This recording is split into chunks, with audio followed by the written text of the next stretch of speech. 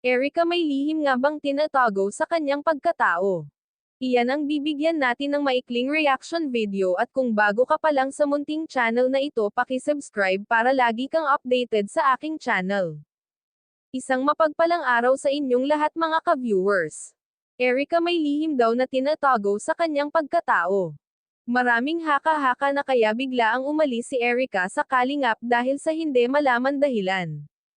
Ngayon may isang netizen ang nagsasabi na si Erica ay may pusong lalaki. Kung matatandaan nga natin nung nag-live si Edo, may isang viewers ang nag-comment na hayaan na lang daw ni Edo si Erica dahil ito ay isang pusong lalaki. Kaya daw napilitan si Erica na mag-love team kay Edo dahil nga sa Kalingap, at hindi na siya noon pwedeng tumanggi dahil naumpisahan na.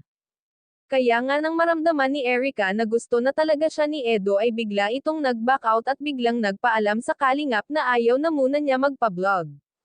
Ayun pa sa mga netizen na nakahalungkat ng Facebook page ni Erica noon na inamin daw ito ni Erica na may embro ito ng LGBT, kung sa bagay wala naman masama kung si Erica may embro ng LGBT. Kung may katotohanan man ang balitang ito, pinili ni Erica yon dahil una sa lahat wala siyang niloko na tao at hindi niya niloko si Edo at hindi niya ito pinaasa.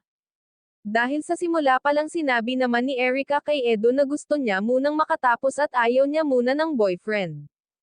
At iyon naman ay malinaw na naintindihan ni Edo, kaya nga hanggang ngayon ay magkaibigan lang sila at hindi na rin nanliligaw si Edo kay Erica. Kung nagpakatotoo man si Erica sa kanyang sarili, wala na tayong magagawa kung iyan talaga ang gusto ni Erica, at least nagpakatotoo at wala siyang inapakan na tao. Kayo mga ka-viewers, anong masasabi nyo dito tungkol kay Erica? May katotohanan ba ang sinasabi ng isang viewers? Hanggang dito na lang ang update ko mga ka-viewers. Maraming salamat at God bless sa inyong lahat.